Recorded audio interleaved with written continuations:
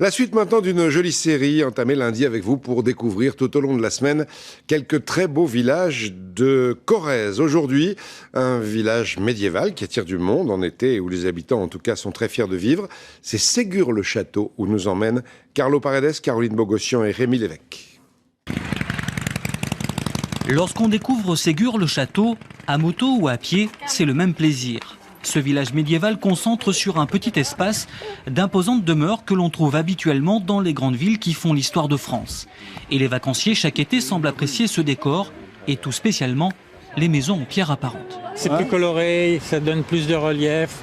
Puis on voit la construction. Ça fait ancien. Non, mais ça fait les ancien, différentes étapes. Je trouve ça plus beau. Du château construit au XIIe siècle, il ne reste aujourd'hui plus grand-chose. Le lieu est d'ailleurs fermé au public et côté prestige, certaines habitations l'ont remplacé.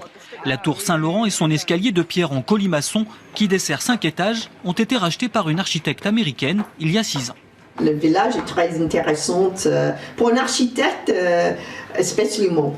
Il y a beaucoup d'opportunités ici pour la rénovation, la restauration de bâtiments anciens.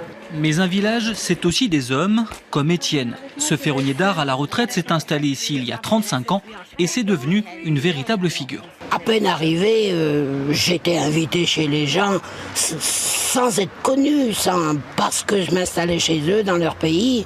J'ai été très bien, ma femme et mon fils, très bien accueillis. Les autres figures du village, c'est à l'épicerie qu'on a le plus de chances de les croiser. Il y a bien le snack et les 2 restaurants, mais c'est le seul commerce où les dames aiment à se retrouver depuis qu'il a ouvert ses portes. C'est un lieu de rencontre pour les personnes, les autochtones du village, les gens de Ségur, les vieilles dames de Ségur. Entre voisins, on ne se voyait plus. On ne se voyait plus. Et depuis que c'est ouvert, eh bien, nous avons un lieu de rencontre et nous avons quand même, au point de vue alimentation, le principal. Et en matière de gastronomie, on penche ici pour un cochon typiquement local. Grâce à Stéphane Marichal, qui en élève au grand air pendant presque 2 longues années, le porc cunoir retrouve peu à peu ses lettres de noblesse. Au restaurant, c'est un plat très demandé que l'on prépare au four et à la poêle. Un régal pour les clients. Il est très fondant, très doux au goût et très agréable. Je ne vous cacherai pas que nous risquons de revenir.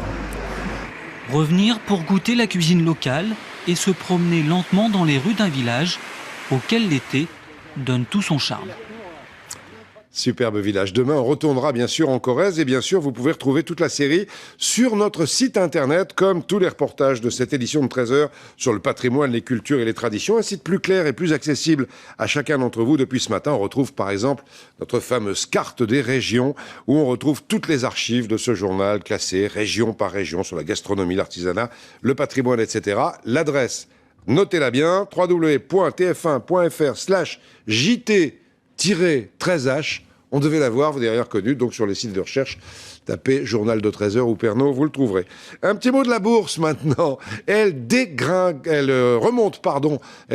hier, elle remonte aujourd'hui de 1,76% à 3552 points. Dans un instant, les températures qui remontent aussi avec Evelyne Delia, et puis à 20h, le journal de Laurence Ferrari. Bon après-midi, à demain.